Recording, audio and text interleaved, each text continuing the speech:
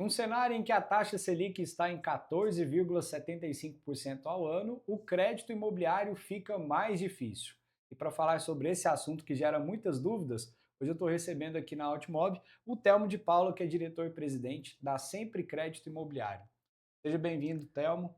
Obrigado, Felipe. Um prazer estar aqui na Altimob, esse veículo de comunicação que tanto cresce, né? A gente fala que está crescendo exponencialmente e você tem todo o mérito por isso. Te acompanhei desde quando era mato, como diz o bom goiano, Uhum. e o seu crescimento tem sido maravilhoso aí de enxergar, dá orgulho. Fico muito feliz pelo feedback. Eu não faço nada sozinho, você viu aqui a nossa Isso estrutura, né? aí, Já tem tá uma bonito. equipe grande que está participando de tudo isso aí, felizmente. E eu acho que é um assunto bem legal da gente trazer aqui, porque o mercado imobiliário depende muito do crédito, né? Sim, Se a gente for pegar as operações que acontecem no mercado, é uma minoria que acontece sem financiamento. A grande maioria são imóveis vendidos financiados. sim, E aí, com a Selic em alta, a taxa de juros dos bancos também tem subido. Aí a gente está vendo aumentos em cima de aumentos sim. nos últimos anos, né? E queria que você falasse para as pessoas que estão acompanhando aqui sobre isso. A Tá. tendência é que as taxas de juros aumentem mais um pouco nesses próximos meses, nos próximos anos, ou você acha que agora ela deve dar uma estabilizada? Eu acredito que vai dar uma estabilizada, né? O relatório do Banco Central, da última reunião do Copom, ele aponta a tendência de estabilização da taxa de juros e é bem possível que esse ano não aconteça ainda nenhum aumento. E se acontecer, pode ser aquele 0,25 lá para chegar nos 15. Era uma promessa de outros relatórios aí do Bacen, né? Mas a gente acredita que não, que vai manter nos 14,75 um tempo, e, sinceramente, eu acredito que eles enxergaram que não é só aumentando a Selic, sem haver corte de gastos, que vai colocar ordem nessa gastança que está aí, né? Então, a inflação aumentando, tudo aumentando, IGPM pegando pesado já, né? Índice que corrige aluguel, a gente vê a própria valorização do imóvel acontecendo a cavalgadas, então essa sucessiva aumento que fizeram na taxa Selic, acredito que ela vai estancar agora, vai dar uma parada. E, consequentemente, a taxa dos bancos também, de financiamento, ali, a Sim, taxa de juros também deve dar uma estabilizada sim. por agora. Eu costumava saber de cor as taxas de todos os bancos, mas de 6, 8 meses para cá eu confesso que tem ficado difícil, porque cada semana um aumenta e quando um aumenta os outros acompanham, né. Mas alguns bancos já aumentaram as suas taxas aí a coisa de 2 meses, já com a precificação da Selic chegando em 15. Então, acredito que a grande maioria dos bancos vão ficar quietos como estão, com as taxas que estão. A gente viu um aumento recente aí do Bradesco aumentando para 13,5 e a gente ficou com receio se os outros bancos iam seguir o Bradesco. E ao que parece, não. Eles já estavam precificados. São taxas aí ao redor de 13, né? Alguns bancos aí até com 15 mais TR, mas a gente ainda encontra taxas aí de 11,34, taxa de juros efetiva mais TR. E quais são as últimas notícias relacionadas a crédito imobiliário? A gente teve uma sequência de notícias ruins, né? Vamos Sim. colocar assim.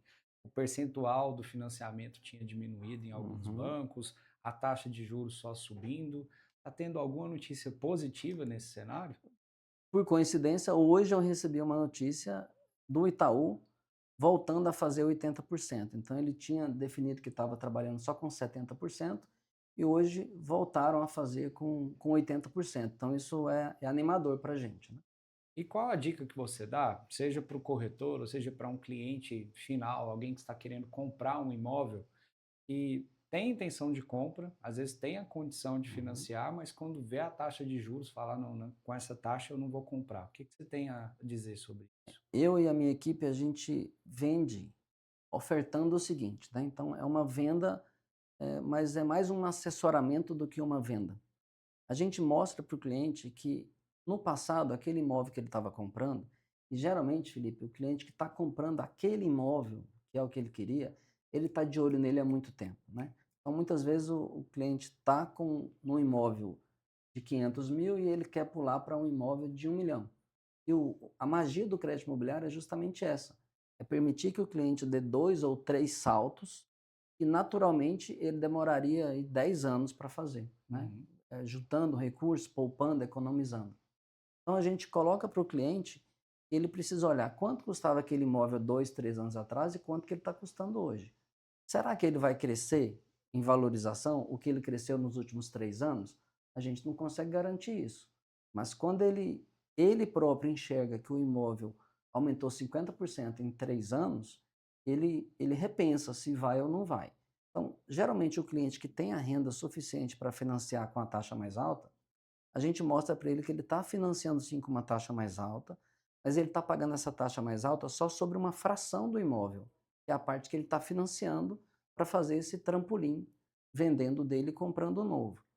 E o ganho que ele vai ter para os próximos anos, ou para 1, ou para 2, ou para 10 anos, é um ganho na valorização do metro quadrado, que a gente tem visto isso aumentar exponencialmente em Goiânia, sobre o valor integral do imóvel. E daqui a 2, 3 ou 4 anos, quando a Selic estiver mais baixa, os bancos vão acompanhar reduzindo a taxa e a gente pode fazer uma portabilidade do crédito imobiliário dele para o banco que ofertar a menor taxa. Eu entrei no mercado imobiliário em 2017. Na época que eu entrei, era possível financiar no máximo 50%. Então você Uhum, tinha que ter metade do valor do imóvel em dinheiro, mesmo em recurso próprio, às vezes fazer uma permuta, enfim, aham, mas o banco só liberava 50% de crédito. No momento em que a Selic chegou a 2%, a gente via bancos oferecendo até 90% sim, de financiamento. Em alguns casos, chegava a financiar 100%, porque a avaliação poderia vir acima do valor do certo. imóvel. Hoje a gente está nesse cenário um tanto diferente, né? A Sim. gente tem alguns bancos que estão financiando 80%, outros só financiam 70%. Uhum. Você acha que vai acontecer nesse cenário em relação a o quanto o banco financia nesses próximos meses, para o próximo ano, por exemplo? Eu acredito que com essa taxa mais alta, que passa a exigir uma renda mais alta de quem está comprando um imóvel, os bancos devem voltar a fazer 80% todos eles. Quais bancos não vão fazer isso? Aquele que está com dificuldade de funding.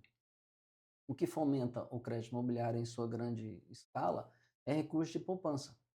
E com a Selic nesse patamar que está, muita gente, né, que entende da notícia, entende da rentabilidade do dinheiro, ele tira o recurso de poupança e coloca num CDB, que vai pagar aí 100, 107% da taxa Selic, né? Do CDI, na verdade. Então, quando ele tira o dinheiro da poupança e coloca num CDB indexado ao CDI, ele tira funding do crédito imobiliário. Então, aqueles bancos que têm pouco recurso de poupança, eles devem manter aí endurecido financiando em 70%. Os demais devem estabilizar de novo em 80%. Nessa época aí que financiava 150%, o prazo máximo de financiamento eram 180 meses, eram 15 anos. Uhum, Hoje a gente está chegando a 420 meses, são sim. 35 anos, né? Então mais que dobrou o prazo. E aumentando o prazo, a parcela diminui. E o processo hoje para se conseguir um financiamento, a aprovação do crédito, ele está mais complexo? Os bancos estão mais rigorosos em relação a isso do que estavam anos atrás? Sim, os bancos estão mais rigorosos, né? Não aceitam qualquer declaração de renda. Alguns exigem a declaração de imposto de renda dos últimos 2 anos, incluindo todas as retificadoras, se houveram, né? Para poder conceder o crédito. Além disso, pedem os extratos bancários de 6 meses e não mais só de 3 meses ou do último mês. E também, em alguns casos de servidores públicos, chegam a pedir o print da tela do portal da transparência. E a gente fica se perguntando, né, mas por que esse rigor desse tamanho, né? Se para olhar o extrato, vai ter lá o crédito da entidade onde o camarada trabalha, né? Se é funcionário público ou não, está lá todo mês caindo na conta dele. É só cruzar as informações com o imposto de renda, está tudo bem. Por que isso? Porque andaram acontecendo algumas operações, chama financiamento a descoberto, em que o cara tem um imóvel, aí ele vende esse imóvel para um parceiro de negócios dele, por exemplo, por 3 milhões. E aí o banco vai lá, faz a avaliação e por alguma mágica o avaliador fala que o banco vale os 3 milhões. Então, desculpe. Que O o imóvel. imóvel vale os 3 milhões para o banco. Uhum. O banco entendendo que a garantia é de 3 milhões, ok, compra e venda 3 milhões, avaliação 3 milhões, eu vou te emprestar 80%, dá 2.400.000.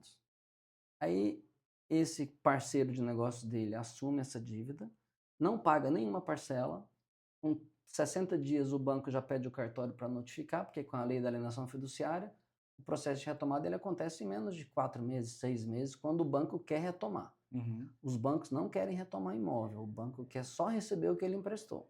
Então, ele só retoma em casos drásticos. Como esse parceiro de negócios aqui não pagou a segunda, a terceira, a sexta parcela, o banco entra com um processo de retomada do imóvel, para trazer isso para o nome do banco, que a lei da alienação fiduciária permite, Uhum. e aí ele vai colocar esse imóvel no leilão.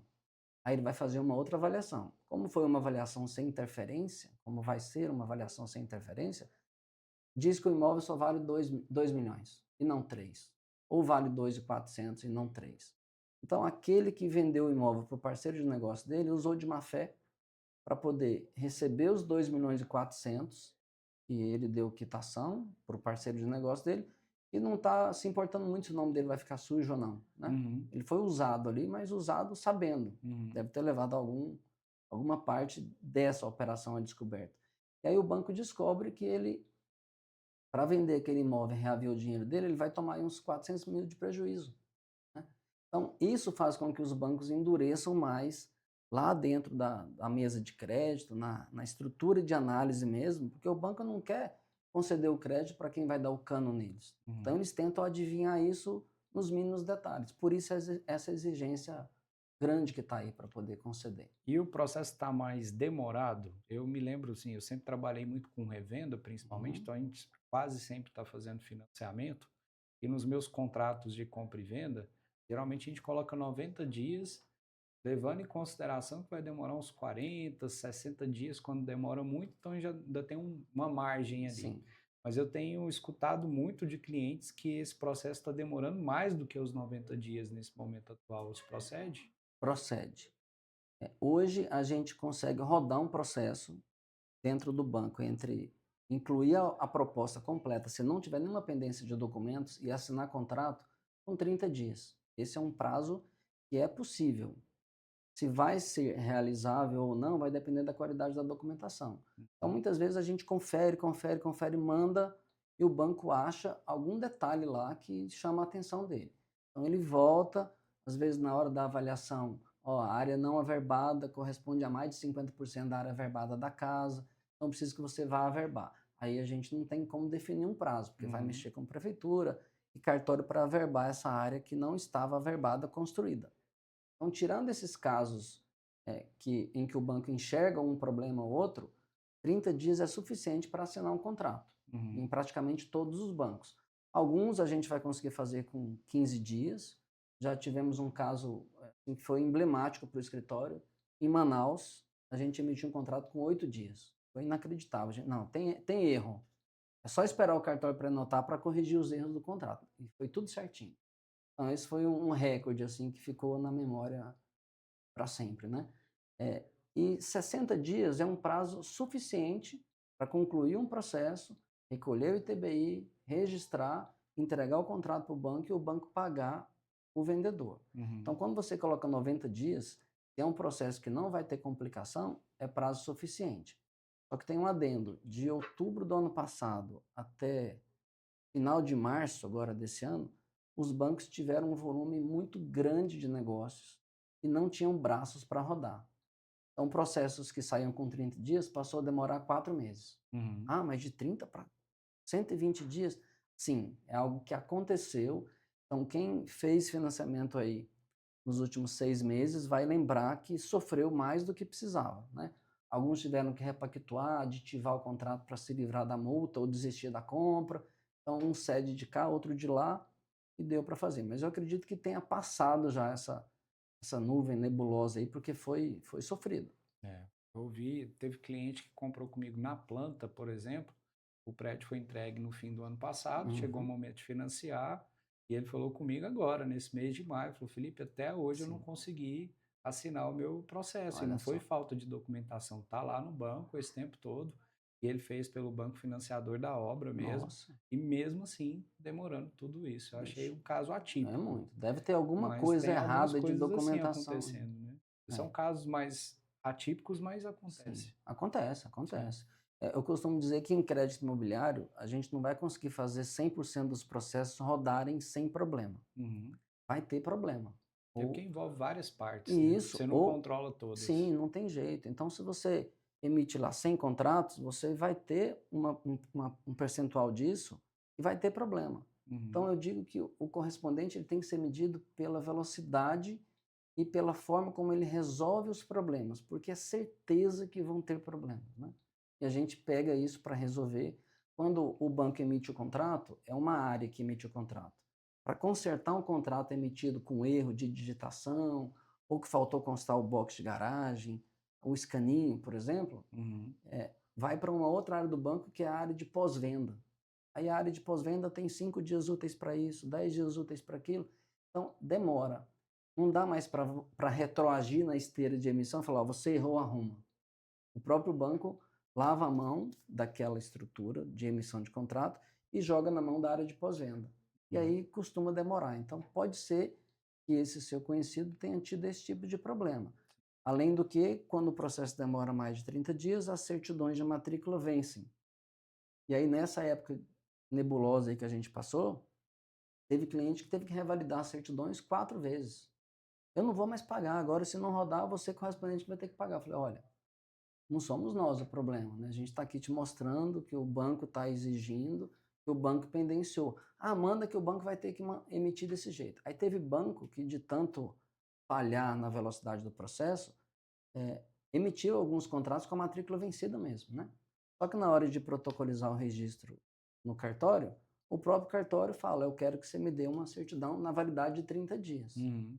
Que aí é outra discussão, né, com os cartórios. Por que que se eu estou entrando com um processo de um imóvel que está registrado aqui, eu tenho que pagar as certidões para poder ingressar com o processo de registro? Basta consultar no sistema, E né? isso, e É. depois de concluído o registro, pagar novas certidões atualizadas, constando o registro no meu nome, até aí tudo bem, para eu entregar isso para o banco pagar o vendedor, né? Uhum. Então teve banco aí que emitiu com certidão vencida mesmo, porque ele entendeu que ele estava como culpado do processo, pelo atraso. Eu quero te perguntar daqui a pouco sobre a portabilidade, que é um assunto Claro, que a gente começou falando, mas aproveitando esse assunto que você falou, para mim ficou muito claro a importância de você ter um correspondente bancário te ajudando. sim. Porque o cliente, até por conta do que acontecia no passado, muitos ainda têm o hábito de ir direto no gerente. Eu vou lá no gerente, meu gerente vai Uhum. conseguir a melhor condição para mim, mas o gerente não cuida só de financiamento imobiliário, né? Ele cuida de É, várias outras atribuições. Eu já vi alguns casos, se eu estiver sendo leviano aqui, pode me corrigir, do gerente que nem entende sobre o financiamento imobiliário também. É um produto ali, mas ele não tem tanto conhecimento, ele meio que facilita de alguma forma sem ter muito conhecimento sobre como é que sim. funciona. Já o correspondente bancário não, né? Ele é especializado nisso. E o correspondente bancário atua com vários bancos e tem esse. É quem resolve tudo para o gerente só dar sequência na parte dele, Exatamente. né? É. Acho que é importante explicar essa Sim, sim, figura do sim. correspondente Eu bancário. consigo te falar sobre isso com propriedade, porque eu já tive do outro lado da mesa, Uhum, enquanto gerente, né. Então, desde 2013 eu estou com a Sempre Crédito Imobiliário, mas antes disso eu fui bancário por 18 anos. Então, naveguei em várias áreas dentro do banco, de gerente a gerente regional de crédito imobiliário para a região Centro-Oeste e Norte. Então, conheço algumas particularidades de como é que funciona, a Praça de Belém ou a Praça de Fortaleza, que você tem que recolher o ITBI antes de rodar o contrato, é difícil pra caramba. Tem as suas particularidades e diferenças, né. uhum, Mas o gerente e hoje o gerente tem mais meta do que eu tinha quando eu era gerente, né. Eu estava conversando com o pessoal de um banco aí a semana passada, e eles me colocaram que eles têm 48 metas para bater no mês. nossa. Então imagina um gerente que está lá rodando esses 48 pratos, né, é um malabarismo para entregar tudo que ele precisa entregar de produtos e as metas, e eles são medidos por isso, e a gente sabe, né, já tivemos muitos amigos que foram demitidos de banco por não bater a meta por meses consecutivos. Uhum. Então eles têm que rodar toda essa prataiada aí para realmente entregar as metas dos bancos. Quando entra uma operação de crédito imobiliário para esse gerente rodar, é uma operação tão minuciosa que envolve tantos documentos, né? Tem casos que a gente tem 8 vendedores no mesmo processo. Uhum. Precisa cada um assinar um formulário, ser preenchido sem erro. Então, o gerente, ele meio que deixa na gaveta aquilo ali para poder fazer as visitas, entregar parte das outras metas e depois abre a gaveta e pega isso. Muitas vezes ele está lá fazendo o processo, né, trabalhando em cima do processo, chega um cliente para atender ele numa emergência, ele tem que parar de novo.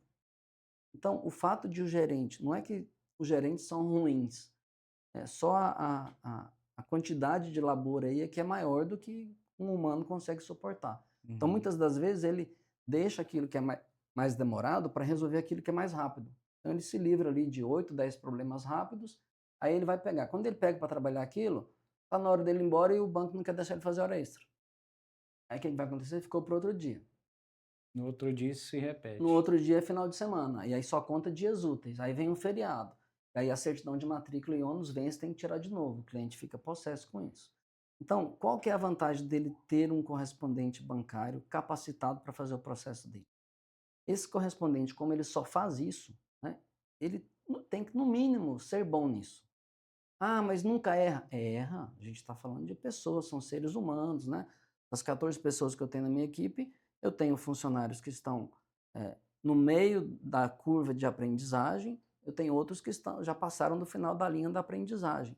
E ainda assim, acontece de escorregar num detalhe, no outro, o banco, como o funcionário do banco está lá procurando erro, erro, erro, erro, acaba que ele acha um errinho tolo, volta para a nossa esteira para a gente corrigir isso e colocar para dentro de novo. Só que a repetição, né, ela leva a gente à perfeição. E é para esse caminho que a gente anda. Então, tem problemas, sim, com o correspondente que só faz isso. Então, imagina como o gerente tem que rodar 48 pratos lá e entregar as metas todas. O Uhum. processo fica mais lento. As Sim. certidões vão vencer mais vezes. E aí, por isso, o seu amigo está aí desde há 5, 6 meses e até hoje não assinou o contrato. É. Né? E um outro ponto que eu acho interessante, e acho que nesse ponto o corretor e o correspondente bancário se assemelham, é que o cliente que está comprando não paga nenhum dos dois, né? Geralmente quem paga, o corretor, é quem está vendendo, Sim. seja uma construtora, seja o proprietário. E da mesma forma, o correspondente bancário não é pago pelo cliente que está fazendo esse financiamento, ele é pago pelo banco, não é isso? O correspondente é pago pelo banco. Então, nós não cobramos do cliente para conduzir o processo dele. Desde as simulações, a orientação, o assessoramento completo, para mostrar para ele quanto que ele pode financiar, dentro daquela parcela que ele está disposto a pagar, então ele pode financiar um pouco mais, um pouco menos, pode incluir o financiamento das custas para pagar ITBI e registro, né, que alguns Uhum. bancos colocam isso no financiamento, e alguns bancos liberam na assinatura do contrato, outros bancos vão liberar só no final, depois de registrado o imóvel, a título de ressarcimento. Uhum. Então a gente esclarece tudo isso. E esclarecemos também sobre todas as sopas de letrinhas lá, o SET, o SESH, a taxa efetiva, o seguro que ele tem que fazer. Às vezes tem banco aí que exige uma reciprocidade em produtos, a gente já esclarece, para ele entender qual é o custo que ele vai ter com isso. Tem banco que exige a lavratura da escritura pública, outros o contrato já tem força de escritura pública, ele economiza esse valor. Então a gente coloca tudo na balança, porque não é só a taxa. Dependendo da idade, o SESH, que é o custo efetivo do seguro habitacional, dá uma discrepância muito grande de um banco para o outro. Então a Uhum. gente leva o contexto do todo, colocamos na mesa as opções de bancos e a gente deixa ele escolher uma ou duas para a gente seguir em paralelo. Por que a gente segue muitas vezes em duas opções de bancos? Porque aquele primeiro banco que ele optou, esse aqui é meu plano A. Então vamos definir um plano A e um plano B. O plano A foi lá, aprovou o crédito. Beleza. Aí avaliou o imóvel. Aí ele detectou que a área verbada da casa está maior do que permitido. O segundo banco tem uma flexibilidade maior.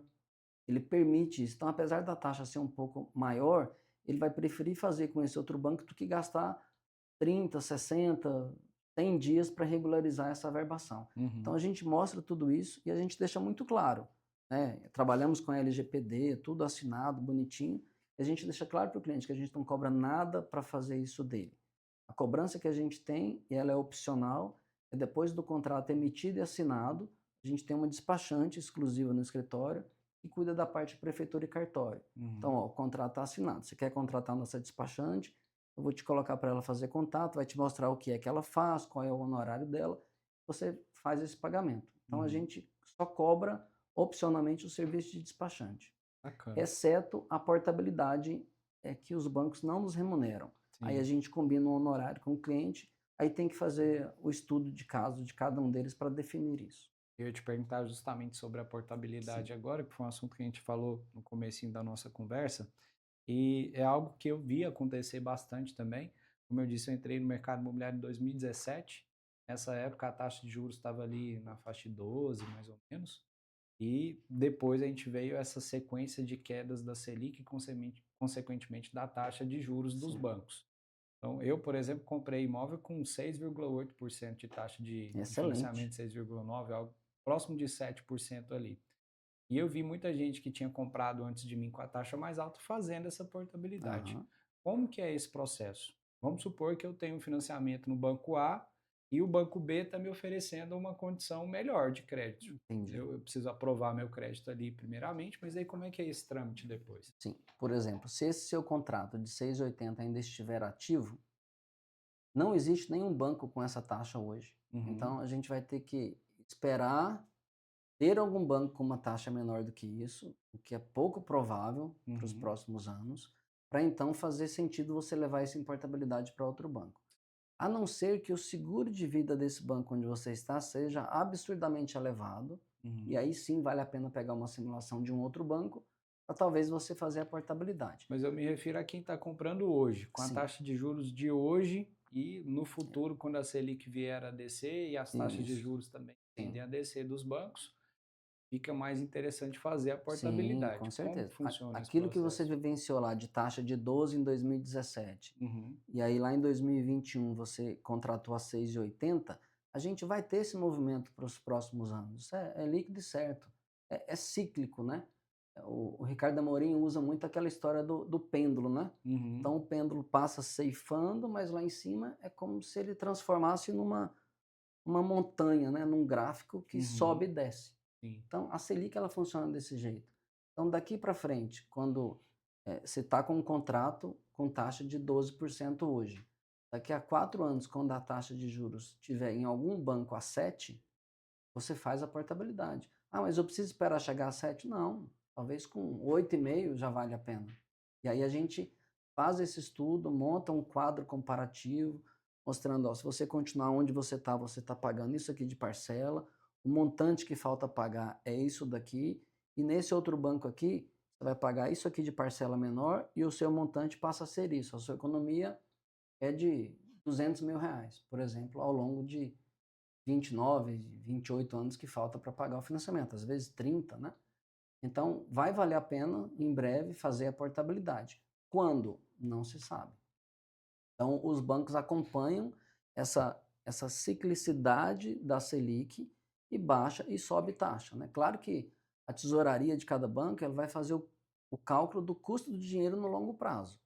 Então, se ela entende, né, a tesouraria do banco, que o movimento de Selic está caminhando já para começar a baixar, ele vai fazer o cálculo do custo do dinheiro que ele empresta para 30 anos um pouco menor do que a Selic que está hoje, né, ou muito menor. Vai uhum, depender da visão que a tesouraria do banco tem para levar isso. uhum, Mas sim, a portabilidade ela pode valer a pena. Fizemos vários casos nesse intervalo aí entre 2019 entre 19 e 22, que foi o ápice de taxa baixa, a gente fez muito processo de portabilidade, de levar um cliente do banco A para o banco B e ele ter uma economia de 20% no valor da parcela, né? Às vezes está pagando 2.000 de parcela, ele passa a pagar 1.500, 1.600 no banco B. uhum, Então, quando ele dilui os gastos que ele vai ter, ele entende que em 20 meses ele recupera, só na diferença de parcela. Porque uhum, ele vai ter que pagar uma nova tarifa de vistoria, uma nova tarifa de contrato, vai ter que pagar a averbação lá no cartório do registro de imóveis para cancelar a alienação fiduciária que está em favor do banco A e gravar uma nova averbação alienando o imóvel ao banco B. Então, ele tem todas essas despesas. Então, tudo isso a gente mostra para ele. Você vai gastar aproximadamente tanto, você reduziu R$ 600 no valor mensal da parcela, e se você for gastar 6.000, por exemplo, em 10 meses você está empatado. uhum, Se você falta 360 meses para poder pagar o seu financiamento, você vai ter 350 meses com com a parcela menor em R$ 600 durante todo esse prazo. Então, a economia que ele tem é gigantesca no Uhum. montante, sabe? Invariavelmente faz sentido Faz fazer a sentido, com portabilidade, certeza, né? tem que Mesmo que você tenha analisar. alguns custos iniciais para Isso. isso. Agora, não adianta você ter um custo de, por exemplo, R$ 8.000 para fazer uma portabilidade e a sua parcela vai diminuir só R$ 100, né? É, A gente está falando aí de recuperar isso em 80 meses, é muito tempo, sim, né? demanda muito Então mais tem tempo. que fazer a análise completa e para isso procura uma assessoria especializada para te entregar o que de fato seja a verdade. Bacana. Uma outra modalidade que tem aumentado bastante é a do home equity, né? Eu queria que você explicasse o que que significa e como que uma pessoa que tem um imóvel quitado pode usufruir dessa Sim, modalidade. sim. O home equity, ele passa a ser a bola da vez no momento de taxa de juros altas, né? Para todas as finalidades. Então, se você tem um imóvel quitado ou um imóvel que tem um saldo devedor pequeno, dá para fazer o home equity, que é a tradução literal é levantamento de capital com imóvel próprio em garantia. Então, você tem lá um imóvel, e hoje algumas companhias hipotecárias que a gente atende, elas conseguem fazer até com imóvel de terceiro, né? Uhum. Seja parente próximo, que muitas fazem, e parentes distantes ou pessoas que não sejam nem parentes. Então, eu quero ceder o meu imóvel para você, Felipe, levantar um recurso e investir na sua empresa. Eu tenho certeza que o seu negócio que vai decolar. Então, Uhum. é uma taxa boa para se pagar. A gente tem aí taxas a partir de 1% ao mês mais IPCA, então tem um indexador que é justamente a inflação. Só que quando você coloca isso na ponta do lápis, eh, se você está levantando recursos para investir no seu negócio, o quanto o seu negócio vai te trazer de retorno Uhum. sobre a grana que você está injetando aqui? Ah, vai me trazer 3% ao mês. Se você pagar 1,5% para o banco, tá de bom tamanho, né? É Uhum. um sócio que você arranjou para poder ganhar 3, mas você está dividindo e pagando para ele, porque ele foi lá e botou a mão no bolso e te arranjou a grana. Uhum. Então, esse recurso, muitas vezes, quando não vem do banco, vem de FDICs. FDICs de famílias endinheiradas que colocam ali e elegem um gestor para fazer a administração desse fundo, né?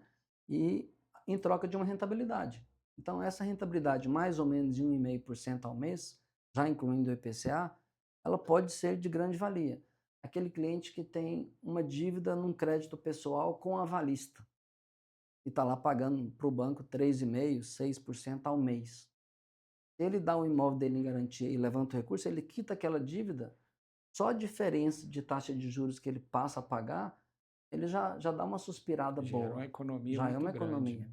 Aquele cliente que quer comprar um lote de um loteamento, que ainda não está com toda a infraestrutura pronta, não está com a matrícula individualizada, e ele quer entrar lá como investidor. Poxa, ele faz o levantamento de capital, que é o home equity, dando o imóvel em garantia, compra lá um lote ou 2 lotes, e na hora que regularizar, ele vai ter um ganho espetacular, eu espero, e com isso ele pode quitar o home equity que ele fez. Uhum. Ou ele pode eh, continuar com aquela dívida e trabalhar o dinheiro que ele vendeu e comprar outro e fazer a roda girar, né? Uhum. Então, em tempos de Selic alta, o home equity, onde as taxas não foram aumentadas em razão da Selic, elas continuam as mesmas, é uma boa solução.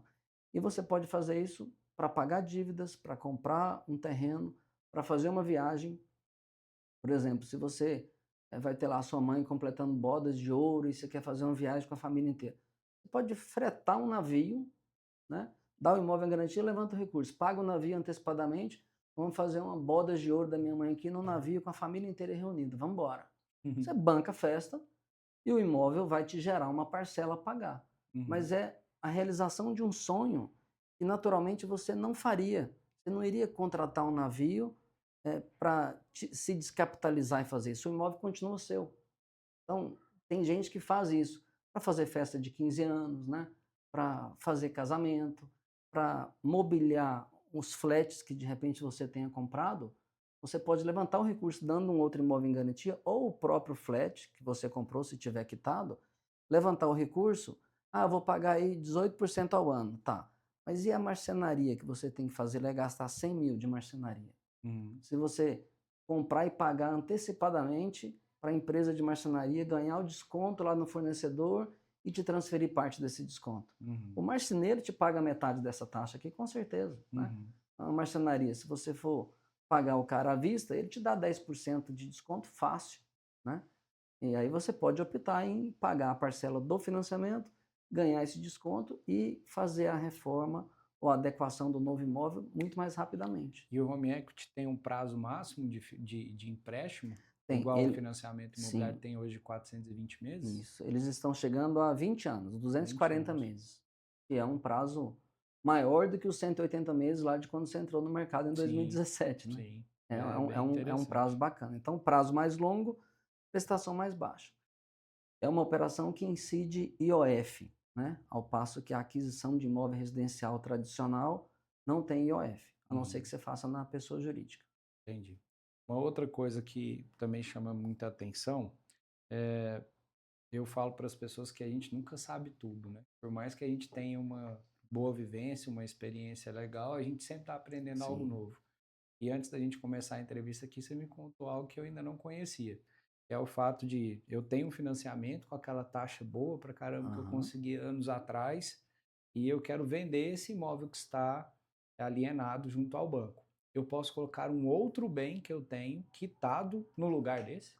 Você pode solicitar isso para o banco, que vai solicitar uma avaliação, um laudo de avaliação desse imóvel que você quer estar em garantia, e o banco vai decidir se ele vai aceitar essa substituição de garantia ou não. Em quais casos ele aceita? Ó, o imóvel que eu tenho custa 500 mil, uma boa localização. Se eu precisar retomar, se o banco precisar retomar esse imóvel caso você não pague, que é a preocupação do banco, ele consegue vender o imóvel rapidamente. Então é um bom imóvel. Aí você está com esse imóvel de 500 mil para garantir uma dívida de 200, por exemplo. E aí você quer colocar um outro imóvel em garantia que vale 200 no lugar desse de 500. O banco vai recusar, porque até o percentual de financiamento que a gente falava há pouco tempo vai ficar em 100%. Ele não vai Uhum. fazer isso. Não, mas eu vou dar um outro imóvel aqui que vale 400, 600 mil e também está numa localização boa, o laudo vai ser bacana. O banco aceita isso. Ele vai te cobrar lá a tarifa de avaliação desse imóvel, uma tarifa para fazer o processo de substituição de garantia, que não é nada exorbitante, e você consegue fazer isso. Feito isso, você leva no cartório o termo de quitação daquele imóvel que você precisa ser liberado para vender Uhum. e grava a alienação fiduciária naquele novo imóvel que foi dado em garantia. Então, o banco emite um contrato de termo de substituição de garantia, junto com o termo de quitação daquele outro imóvel para ele ficar liberado.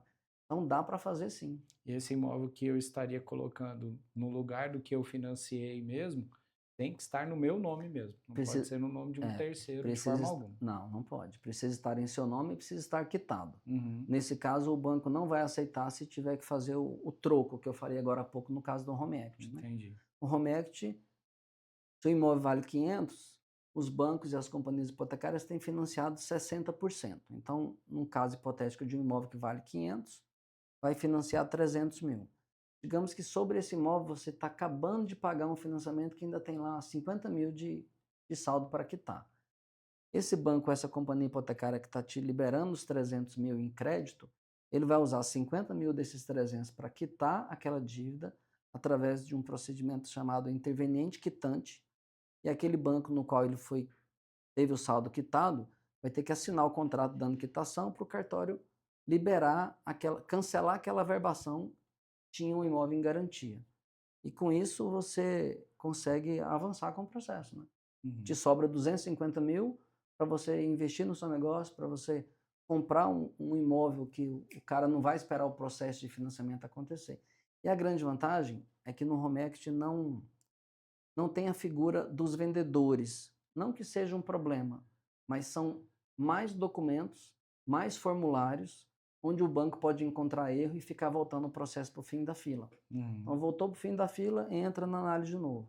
O analista que analisou a primeira vez, pode não ser ele que vai analisar a segunda, e esse segundo analista vai encontrar erro que aquele primeiro não encontrou. Sim. Errou o problema e vai ficar devolvendo. Então, fica num círculo vicioso e isso desgasta todo mundo. Como no home equity só tem a figura do próprio dono, né, o proprietário do imóvel, e o documento do imóvel em si, é muito mais rápido o processo. Uhum. Então, você consegue colocar a mão no dinheiro, com 20 dias, 30 dias você está pegando a grana, né? E aí você consegue comprar aquele imóvel que está com preço de liquidação, ou investir no seu negócio, ou mesmo fretar o cruzeiro, né? O navio de cruzeiro. Dá para realizar muita Sim, coisa. dá para realizar muitos sonhos. Um assunto que eu acredito que você também tenha conhecimento para falar, até por ter trabalhado muitos anos em banco e atuar diretamente no segmento do crédito imobiliário já há 13 anos lá na Sempre Crédito, eu queria saber sobre bolha imobiliária, que é um assunto que a gente ouve o tempo inteiro, as pessoas falando, nos Estados Unidos teve bolha, aqui também vai ter, é muito lançamento, tem muito imóvel à venda. Existe risco de bolha imobiliária no Brasil? Existe, mas é muito insignificante, né? Qual que é o nosso déficit habitacional hoje?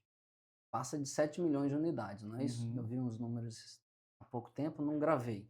Mas eu me lembro bem que foi algo memorável que aconteceu. Lá em 2008, quando a gente teve aquela crise do Lehman Brothers lá nos Estados Unidos, né? A uhum, bolha americana. Por que que isso aconteceu lá? Porque o americano, ele tem um imóvel dele e ele levanta um empréstimo com financiamento de longuíssimo prazo. Então ele dá o imóvel em primeira hipoteca, em segunda hipoteca para um outro banco, em terceira hipoteca para outro banco. A gente está com isso tramitando no nosso Congresso tem, no mínimo, uns 9 anos e não sai do lugar, né? O que que é isso? É você pegar um imóvel que vale 1 milhão, dar em garantia para levantar 200 mil no home equity, por exemplo. uhum. Os 200 mil não deu para fazer o que eu queria, eu precisava de levantar mais 200. O banco que me aprovou os 200 mil não me quer mais conceder crédito. Mas o segundo banco me concede. Só que no Brasil ele não consegue colocar a garantia em segundo grau para ele.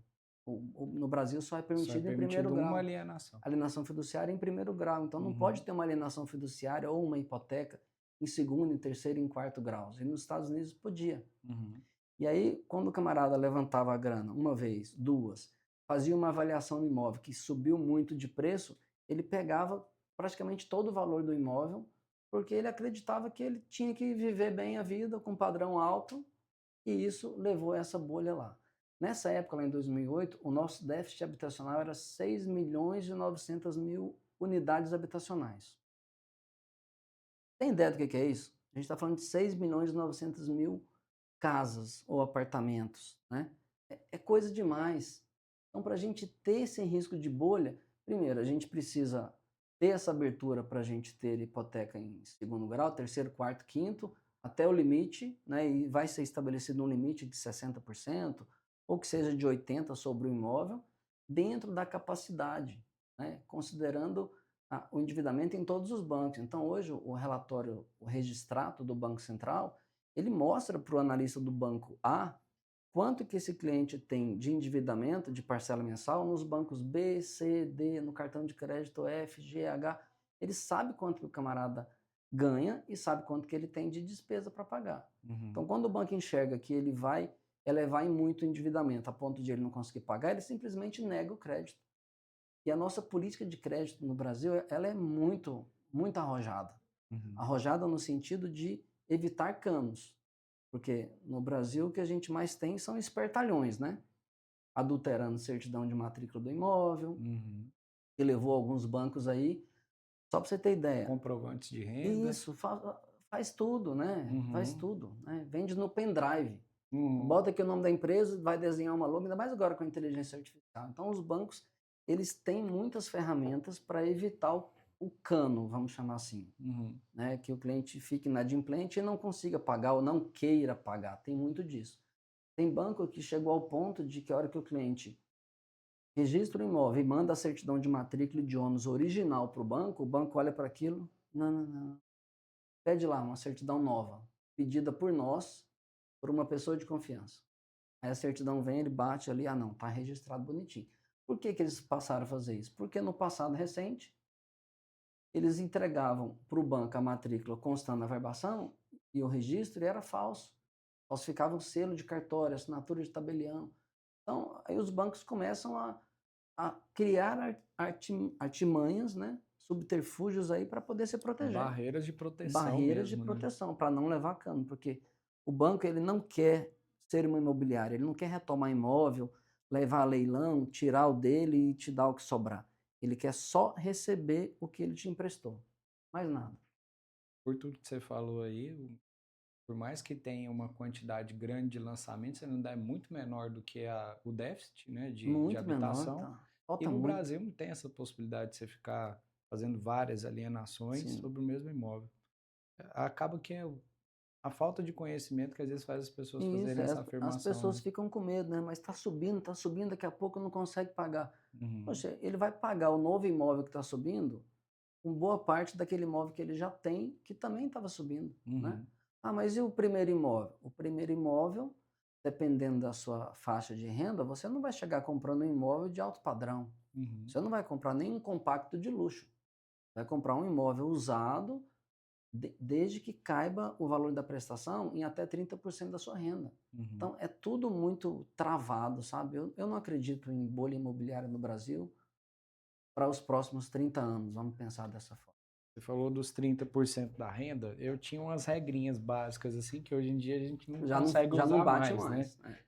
Vamos supor, a pessoa ganha 15 mil, ela poderia ter uma parcela de no máximo 5 mil reais, era mais Sim. ou menos isso, ali 33%, né?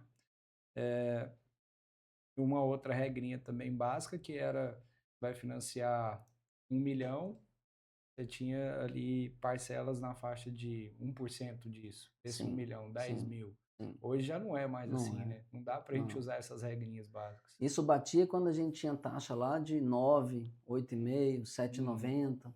Aí você financiava 100 mil e ia pagar mais ou menos 1.000 de parcela, financiando no prazo máximo. uhum, Financiava 1 milhão e ia pagar 10 mil de parcela, né? E você uhum, tinha que ter uma renda 3 vezes mais o valor da parcela, que estava perfeita a sua conta. uhum, Hoje não bate. Se a gente pegar um banco aí que, por exemplo, está emprestando a taxa de 14%, você vai tomar 1 milhão emprestado e a parcela vai ficar 12 mil, 14 mil, uhum, né? E aí essa pessoa que antes bastava ganhar 30 mil de renda familiar para financiar uma parcela de 10 mil, hoje ela tem que ter uma renda de 52 para comportar uma parcela de 14, né? E a renda das pessoas não aumentaram como a taxa Selic, não aumentaram como a valorização dos imóveis, né? sim, Um casal que ganhava 30 mil 2 anos atrás, dificilmente na mesma profissão, na mesma função, ou mesmo com algumas promoções, ele está ganhando 52 mil hoje, né? uhum, Então a conta não encaixa, não fecha mais. Mas a gente tem visto muito as pessoas financiando sem ser o máximo possível do imóvel, porque quando a taxa estava baixa, era a euforia era financiar o máximo possível. 90%? Opa, 90%. uhum. Vou dar uma entrada só de 10. Meu dinheiro rende mais E ali rende mais ali. Então, hoje, com a taxa do que mais o que eu alta, consigo pegar no banco, e né? isso, e aí a gente vê que está tendo uma educação financeira, nem que seja na base da porrada, né? Uhum, As pessoas estão entendendo isso, sim, que se ela está financiando 1 milhão de um imóvel de 2, ela está usando o outro que ela já tem para pagar a parte que falta. Ela está uhum, financiando só 50% do imóvel. Então, ela está pagando uma taxa de juros mais alta sobre a metade do valor do imóvel e está ganhando na valorização do valor integral do imóvel para os próximos anos. sim, Tabela saque é a que a gente sempre recomenda, né? Parcelas decrescentes, mesmo com a TR não estando mais em zero, para que daqui a pouco esse saldo devedor vá diminuindo a ponto de você receber um recurso novo. O que eu vou fazer com esse recurso? Se eu aplicar, eu vou ter uma rentabilidade de tanto. É maior ou é menor que o meu financiamento? Não, é menor. Quita o financiamento. uhum. Não, a rentabilidade é maior do que o financiamento. Deixa o Deixa o financiamento quieto, financiamento e aplica deixa lá. rendendo E você dinheiro. vai ter a grana sua que está sobrando, poupada, rendendo mais do que o juro que você está pagando. Uhum, Ah, eu quero trocar de carro, no carro a taxa é mais alta. Usa lá, faz a conta. O que está aplicado está ganhando mais do que você vai pagar para financiar o carro? Não, o carro é mais caro. Saca a grana, compra o carro à vista, ganha um desconto e vai ser feliz, né? sim. Esse é o ponto. É fazer conta do que faz mais sentido a cada Exatamente. momento, né? Qual que é a Eu sua... falo muito que a gente acaba entrando, invadindo as casas das pessoas Uhum, com essa educação financeira que a gente sim. vende para ela uma simples operação de crédito imobiliário, sabe? Uhum. Ah, mas eu quero saque ou eu quero price? Depende. A price, se você tiver a intenção de quitar rápido, ou às vezes você vai vender rápido, também pode fazer sentido, né? Ela não é tão interessante a longo prazo. Porque Esse é você um. paga uma parcela menor no Aham, início do que você pagaria na saque, né? sim.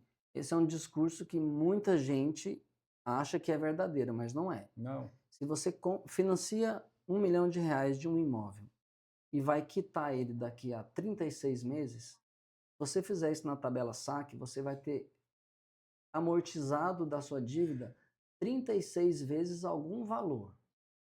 Pela tabela Price, você vai amortizar um valor tão irrisório, que em 36 meses, num financiamento de 420 meses, o seu saldo devedor vai ser praticamente o mesmo do momento zero. Se não for maior, né? Porque tem a correção Tem da a correção da TR, mas a própria tabela Price, ela dá uma protegida nisso, de que a sobra que tem acaba sendo maior que a TR, se a gente pensar numa TR de 1% ao ano, 1,5% ao ano, né?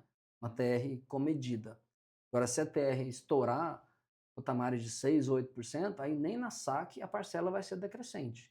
Até mesmo na saque ela pode subir. Mas a gente não tem isso aqui já há décadas, né? Sim. A gente não vivencia mais isso. Então, na tabela Price você vai pagar mais juros, muito mais juros, porque você amortiza um valor muito pequeno desde a primeira parcela. Lá, quando chegar em 70% do prazo, vamos dizer, do meio para o fim, você começa a amortizar um valor maior. Mas na tabela saque você amortiza o valor maior desde o início. Então, seja para quitar daqui a 12 meses ou daqui a 40 meses, se você tiver condições de arcar com o valor da parcela pela tabela saque, é melhor para o seu bolso em todos os sentidos. É a melhor escolha. Então, eu pago R$ 2.000 de aluguel. Eu preciso de uma parcela que seja 2.500 no máximo. Mais que isso eu não consigo. Mas eu preciso financiar 300 mil. Então, naquela sua conta lá, quando a taxa estava 9, 300 mil, parcela de 3 mil. Hoje, 300 mil vai dar uma parcela de quase 4. Ele não consegue sair do aluguel de 2 e para uma parcela de 4. Então, esse camarada pode precisar ir para a tabela Price e pagar ali 2.800, mais ou menos. Por quê? Porque está muito próximo do valor do aluguel. E se ele olhar para o aluguel dele daqui a 4 anos, Tá bem mais ele caro. passou pelo IGPM 4 vezes. Sim. Né? IGPM aí na casa de 7, a gente está falando que o aluguel dele já vai estar em praticamente 2.600, 2.800. Então, dá para enxergar um cenário. Ele vai pagar, ele não vai atrasar. É a moradia dele, Sim. é onde está a segurança da família dele. Qual que é a sua opinião sobre consórcio? É algo que também aumentou muito agora nesses últimos tempos, aumentou né? bastante. Inclusive, acaba sendo um concorrente do financiamento imobiliário. É um concorrente. Inclusive, a gente representa algumas administradoras de consórcio e a gente faz o consórcio, né, por algumas administradoras. A grande dúvida do consórcio é que o cliente, muitas vezes, ele tem pressa. Então, eu quero comprar uma cota de consórcio, mas eu preciso ser contemplado daqui a 4 meses, que é quando vai ser entregue o meu imóvel. Você me garante isso? Se alguém te garantir, corre que é cilada. Se alguém garantir, tem rolo no meio. Né? Que tipo de rolo? O cara vai conseguir garantir que uma administradora de consórcios do Itaú, por exemplo, que é renomada, gigante, tem grupos com 2.500 pessoas num único grupo, vai garantir que a sua cota, que é uma em 2.500, vai ser contemplada em 4 meses, em 3 meses? É sorte. Então, o que eu falo com um pouco de ironia, mas tem todo sentido, é que o consórcio é para quem não tem pressa e tem sorte. E o financiamento imobiliário é para quem tem pressa e não quer contar com a sorte. Muitos casos, quando o cliente consegue, o casal, né, a família, quem está compondo renda, consegue custear o valor da parcela e ainda tem espaço no orçamento doméstico, a gente vende uma cota de consórcio para ele, sem garantia de contemplação, falando o quê? Você pode vir a ser contemplado.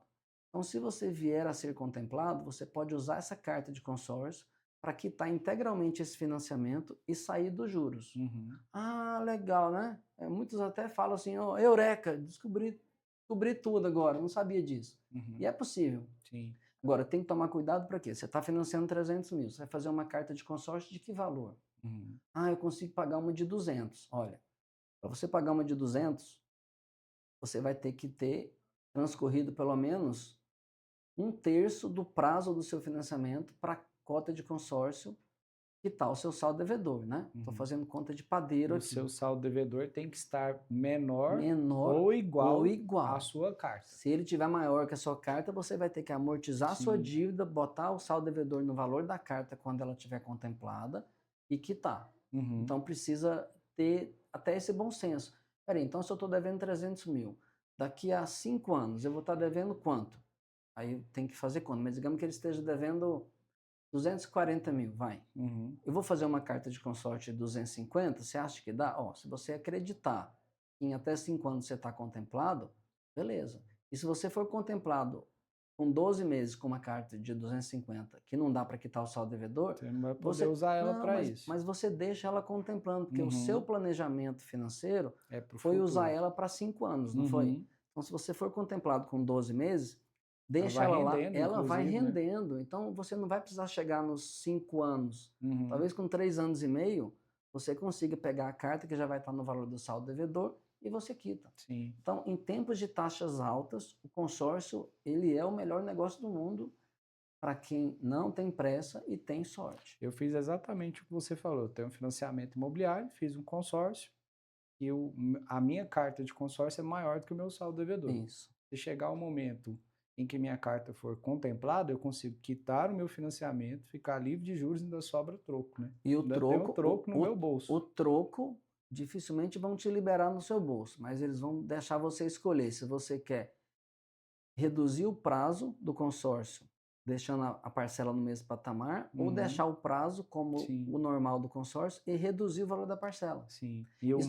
o mais curioso é que a minha parcela, isso tudo dando certo, Uhum.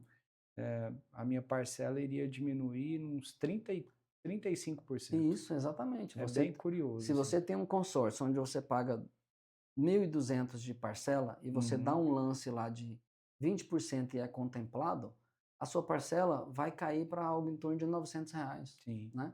E aí se você tem uma grana em caixa para poder dar um lance no consórcio e você ter esse consórcio contemplado, estou falando aqui agora em situação em que você não tem um financiamento imobiliário, Uhum. mas ele passa a ser um investimento. Então, muita gente vende consórcio como poupança, como investimento futuro. Ele não é investimento.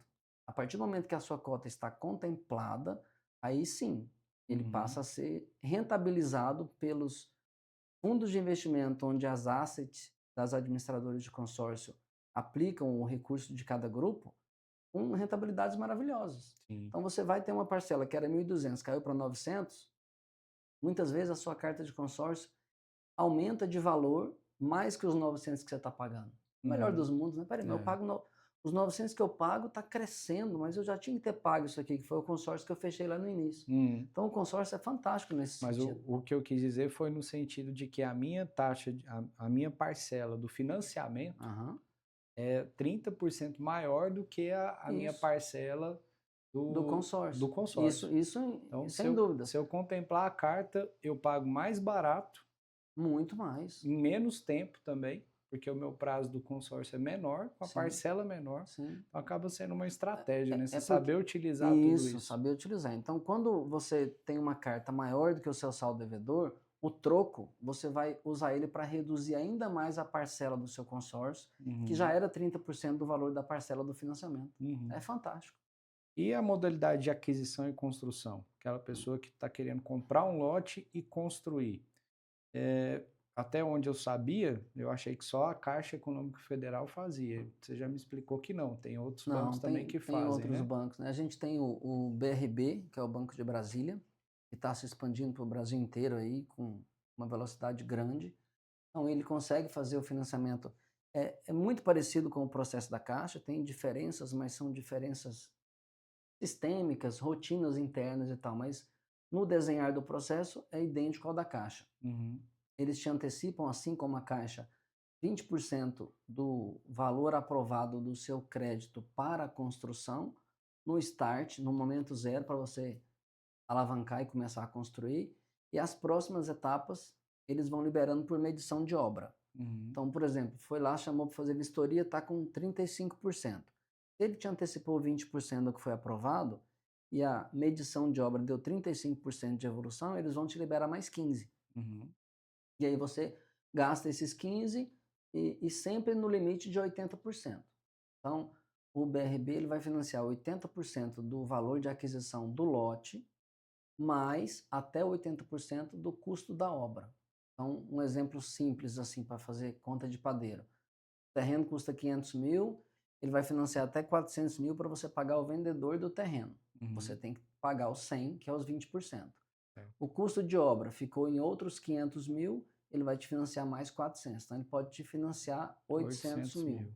400 para pagar o vendedor do terreno e 400 para você executar a obra, e eles vão liberando isso de acordo com a evolução da sua obra. Então, se você teve um problema financeiro com a sua contrapartida, que era 20%, e a obra travou, eles vão fazer uma medição. Ó, só está 2% crescido da última avaliação, eles vão te liberar 2%.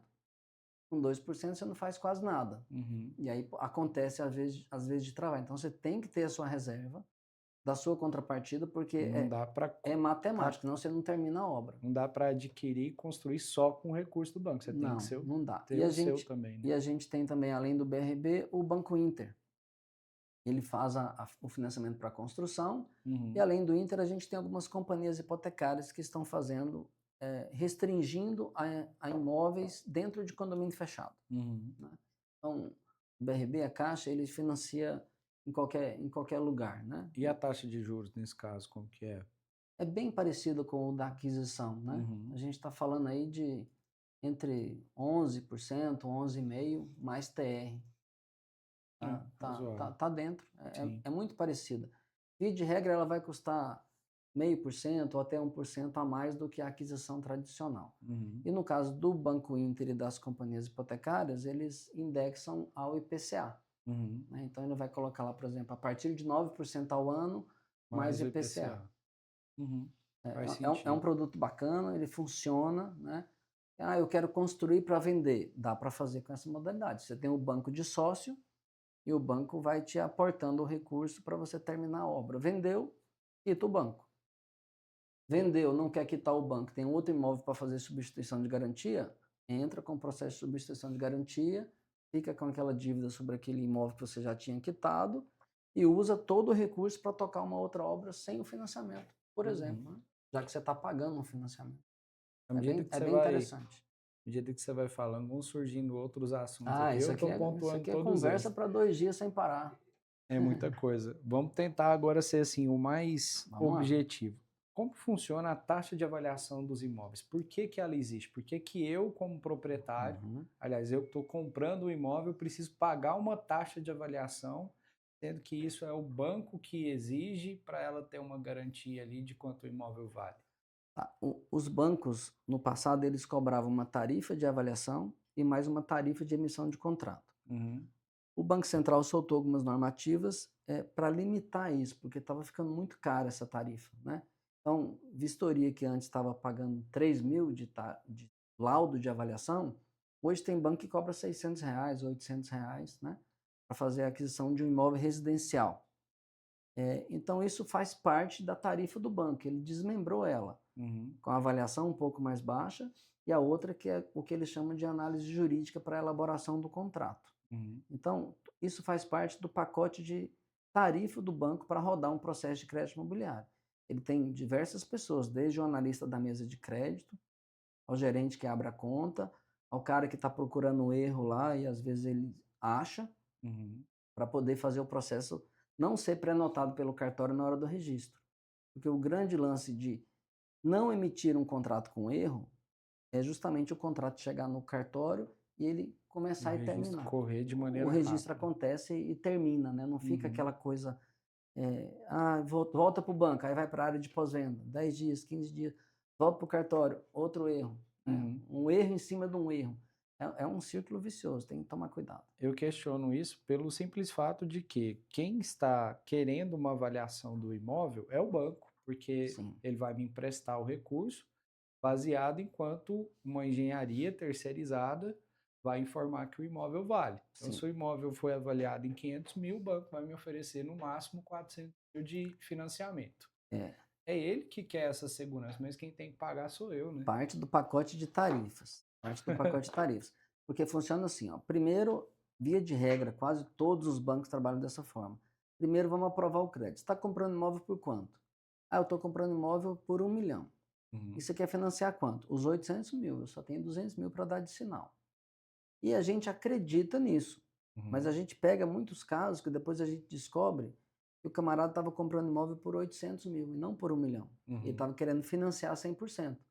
Então, o banco precisa desse laudo justamente para se garantir, né, e ter a certeza de que aquela garantia está sendo dada até o pagamento daquela dívida, até a quitação dela, faça jus a isso. Uhum. Então, o próprio Banco Central determina isso. Até mesmo o Conselho Curador do FGTS, quando tem uso de FGTS, é mais criterioso ainda, Uhum. porque ele não permite que você financie mais que 80% do menor entre esses dois valores, o de compra e venda e o de avaliação. Uhum. Então, eu estou comprando por 1 milhão, beleza. Aprovamos 800 mil para você, capacidade de pagamento, ok. Aí o banco vai fazer a vistoria. Ó, o imóvel vale 1 milhão e 100. Opa, bacana. Estou com a garantia de 1 milhão e 100, vai garantir uma dívida de 800 mil que eu já tinha aceitado com a garantia de boca de 1 milhão. Uhum. Mas se o banco for lá e falar, ó, só vale 900 mil, ele vai reduzir o valor do seu financiamento que estava aprovado em 80%, de 800 mil para 720, que é 80% de 900. Sim. Então, ele tem essa trava. Então, isso, o Banco Central nosso é muito atuante nesse sentido, e acho que é por isso que a gente tem aí a inadimplência muito baixa no crédito imobiliário, por conta dessas medidas protetivas. Uhum. Então, o banco exige que você pague a tarifa, porque se você desistir do processo, você já pagou aquela tarifa. Uhum. Alguns bancos cobram quando emite o contrato. E acontecia muito de emitir o contrato, o cliente, não quero mais, demorou muito, não vou mais fazer. E o banco fica com aquela despesa, ele tem que arcar com aquilo, Uhum. ou cobrar daquele cliente, porque o cliente autorizou expressamente que o banco executasse o serviço de avaliação.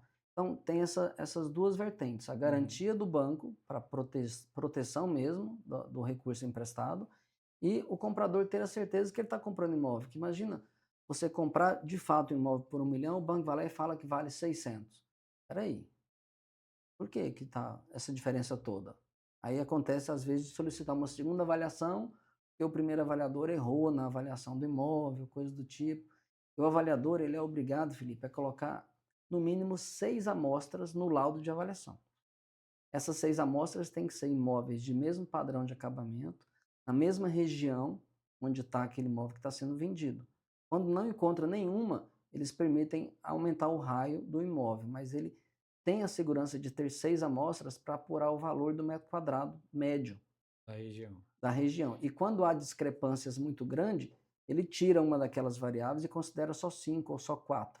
E aí ele aplica sobre o metro quadrado daquele imóvel que está sendo comprado, e é daí que vem o valor de avaliação do imóvel. Eu tive muito problema, não faz sentido eu citar o banco, vai ficar estranho, mas eu tive muito problema com a Caixa, Não tem problema. porque a taxa de avaliação dos imóveis, aliás, a taxa não, o valor avaliado dos imóveis pelos engenheiros contratados pela Caixa, que recebem a ordem de serviço para Uhum. fazer essa avaliação, sempre vinham muito abaixo do valor de mercado. E aí, várias vezes eu tive que contestar, e eu pegava anúncios de imóveis similares, às vezes no Dá um mesmo trabalho, né? prédio e tudo mais, mostrando, tipo, ó, esse imóvel aqui, que não tem absolutamente nada, do jeito que foi entregue pela consultora, está sendo anunciado por esse valor. Sim. E eu tenho esse aqui que já tem benfeitorias, já trocou uma bancada, já trocou o piso, já trocou isso, trocou aquilo, você está avaliando abaixo. Uhum. Qual que é o critério? E aí, por muito tempo, o que eu ouvi de explicação é a Caixa tem um sistema que o avaliador vai lá e preenche todas as Aham. informações do imóvel. E ela precifica isso. E, pelo que eu entendi, essa precificação estava um tanto desatualizada. Sim. E ficava isso Ah, desatualizado lá por anos e anos. O valor do imóvel em Goiânia, principalmente, só subiu nos sim, últimos anos e sim. subiu de Bastante. maneira É, exponencial. Mas lá no sistema da Caixa estava tudo se fosse de anos e anos é. atrás. Isso aconteceu especificamente com a Caixa, porque ela permitia que o avaliador usasse uma amostra, uma dessas 6 amostras, com até 5 anos de defasagem. Nossa. Em É, 5 anos o em valor cinco, muda demais, esse era né? o problema. Então o cara, peraí, eu quero uma amostra de um imóvel que fique dentro dos Jardins Barcelona. Uhum. Foi vendida há quanto 5 anos atrás? Há tanto. Ó, a Caixa me permite usar essa amostra. Vai essa mesmo, Hum, né? Por, vamos chamar de preguiça mesmo, né? sim. De ir lá e consultar outras amostras, consultar a internet, ver por quanto está anunciado, ligar para o corretor que fez a venda, confirmar se vendeu mesmo por aquele valor. Então eles usavam essa base de dados defasada e por isso que o valor ficava muito abaixo. Então Sim. teve muito problema. Resolveram isso, os outros bancos têm isso de forma bem mais reduzida, né? Todos os outros, inclusive BRB, Banco do Brasil, tem isso de forma com menor incidência desse tipo de falha, porque Uhum, eles fazem a vistoria e tem que colocar 6 amostras de imóvel que tenha sido vendidos nos últimos 6 meses. uhum, Então, quando o banco duvida, ele vai lá e pega aqui, ó, quem deu essa informação? Corretor tal. Não sei se você já chegou a receber enquanto corretor uma ligação do departamento de engenharia do banco perguntando, aquele imóvel lá e tal, você vendeu por quanto mesmo? Eu vi um anúncio seu aqui, foi vendido? Não, não foi vendido ainda o imóvel. Eles vão lá e riscam aquela amostra. uhum. Eles fazem isso quando eles suspeitam, porque eles querem ter a constituição de uma boa garantia Sim. para receber aquela dívida. Eles não querem retomar o imóvel E durante a pandemia se popularizou a avaliação online, né? Que remota. não ia ninguém ali ver o imóvel mesmo, fazer uma avaliação por amostragem da região, do prédio, seja qual for o caso ali do imóvel. E tem alguns bancos que até hoje parece que estão só nessa online mesmo, Sim, né? sim, sim. Tem bancos que o próprio cliente tira as fotos do imóvel no lugar certo, Uhum, manda para a gente anexa no portal do banco e ele usa aquilo para o avaliador dele montar o laudo. uhum, Quando é um apartamento que não tem risco de ter área averbada e área não averbada, uhum, isso faz todo sentido. E é simples, porque você não tem como ter um imóvel de 110 metros transformado num imóvel de um apartamento de 130 metros. uhum, E muito menos na matrícula 110 metros e ser um apartamento de 90 metros, que vai dar diferença gritante no valor de avaliação. uhum, Então, eles fazem isso de forma remota, mas eles têm que colocar as amostras no laudo, mesmo que feito remotamente. No caso de casas, eles usam a geolocalização. uhum, Google mesmo. Pega o Google Maps e vai lá em cima, faz o croquis de localização, o imóvel é esse, metragem condiz com isso, chega a câmera perto, fazem por geolocalização. Então tá sendo muito feito isso e isso tem dado uma velocidade. sim. E geralmente a avaliação fica mais dentro da Mais real, realidade do real, mercado, né? porque o cara tem que colocar amostras que tenham sido vendidas de fato Uhum, nos últimos 6 meses. E aí, quando tem uma discrepância, que às vezes o avaliador comete erros, pega uma amostra muito discrepante e puxa a média para baixo. uhum, A gente pode contestar ao banco, mandando para ele amostras de anúncios de imóveis na mesma região. Olha aqui, ó, esse imóvel tem 100 metros, igual ao que está sendo vendido, está sendo financiado, e a oferta de venda dele aqui é por 700 mil. uhum, E esse aqui você avaliou em 500. Essa amostra aqui, bota que por metro quadrado esse aqui teria que valer 700 ou 800. Então, uhum. reveja com essas amostras. A gente manda um e-mail com os links dos anúncios. Então, mais um motivo para você ter um bom correspondente Sim. te assessorando no E financiamento. aí entra aquela história que você falou do plano A e do plano B, né? Porque às Isso, vezes um banco vai fazer a avaliação muito mais baixa, o outro faz uma avaliação mais alta e encaixa condizente com dentro a da realidade. condição. Exatamente. Eu tive que fazer isso. Teve imóvel que a gente ia financiar pela Caixa, eu tive que mudar para outro banco porque a avaliação da Caixa veio muito Sim, abaixo do valor de mercado. Ela até falou: ai, Felipe, será que eu estou pagando o valor certo nesse imóvel? Eu falei: tá, exatamente. é a Exatamente. avaliação que está errada. Pode ficar Isso. tranquilo que a avaliação está errada. Vamos mudar de banco. Eu me comprometo que se o banco que a gente vai fazer agora não avaliar dentro do valor que a gente está negociando, eu pago essa avaliação para você não ter esse custo, Entendi. porque a avaliação da Caixa eu tenho certeza absoluta que ela tá. Tá errado. E não adiantava contestar. Parece que caía na mão de um engenheiro que não, Usava as mesmas o bases meu desatualizadas. crédito, a minha avaliação está certa e ninguém vai me falar que eu Ah, estou isso é, errado. E aí, isso é. quando, às vezes o cara acorda num dia Mas mal-humorado e tem, aí ficava mas mais tem muitos que difícil são ainda. enrijecidos assim, não Né? aceita contestação. Meu lado é esse. É, Eu assinei, meu CREA tá aí, sim. considera. Não O quer, contrata especialista outro. aqui sou eu. Exatamente. Tem muito disso. E como que está a participação dos bancos digitais em relação ao financiamento imobiliário? Você citou o Inter, né, como um banco que oferece inclusive a modalidade de Sim. aquisição. Os bancos digitais estão conseguindo concorrer de alguma forma com os bancos particulares? Os bancões mesmo que as pessoas falam? Basicamente o Banco Inter, Uhum, porque os outros bancos digitais não são captadores de poupança. uhum, Como a poupança é o funding para o crédito imobiliário, eles não vão fazer nessa modalidade de aquisição, né? Por exemplo, o C6, né? uhum, Um banco digital que não faz o financiamento para aquisição de imóvel, mas ele faz o home equity, uhum, né? E tem um apetite grande, é uma das menores taxas do mercado, a gente faz lá. Nós somos credenciados diretamente com o C6 Bank, uma plataforma com um consultor para nos atender, nos orientar em pontos de dúvida, mas eles têm o produto, Home Equity, e são fortíssimos nisso. E eles têm o Home Equity e tem um outro também, que dá para aproveitar o gancho, já que a gente falou até de consórcio aqui, que é o Car Equity. Então, é dar o carro em garantia para levantar um recurso. Ah, tem isso. Então, o C6 tem isso e é forte.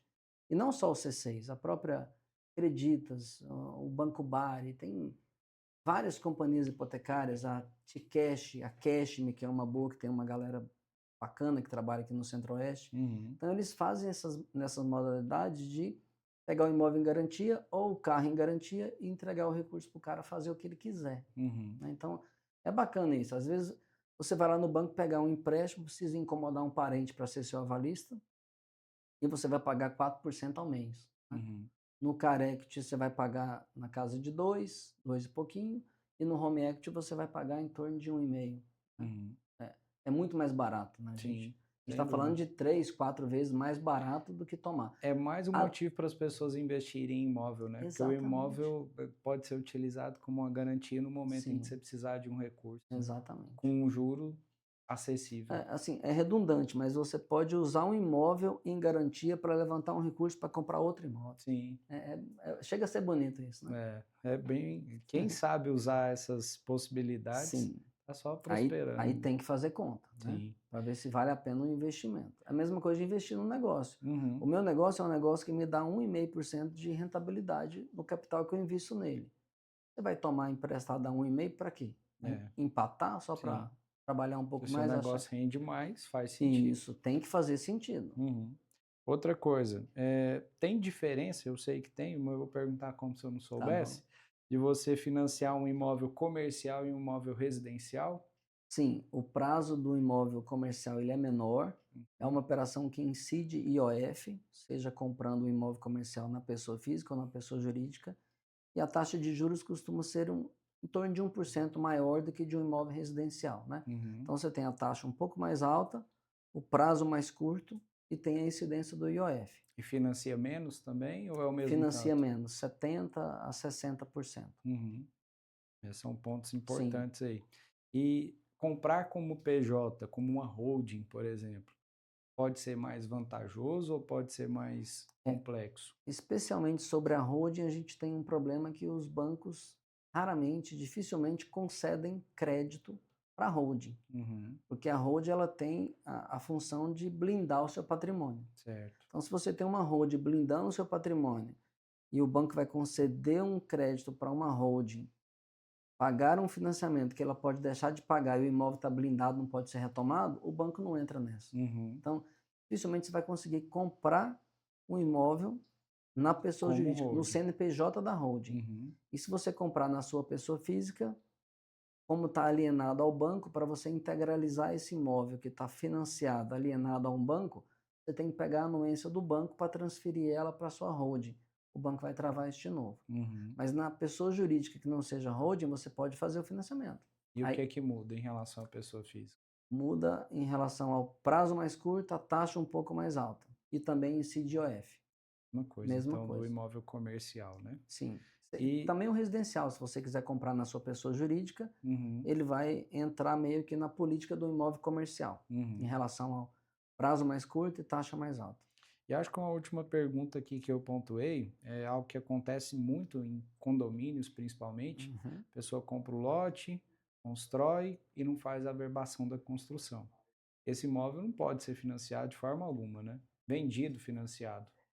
No home equity, algumas companhias hipotecárias vão aceitar esse imóvel em garantia para te levantar o recurso e entende que você vai fazer a averbação, a regularização dessa construção. Uhum, Para vender num banco, não, precisa estar averbada a obra. Porque sim. se não tiver averbada a obra, lá no cartório vai ser apenas um lote, Uhum, né?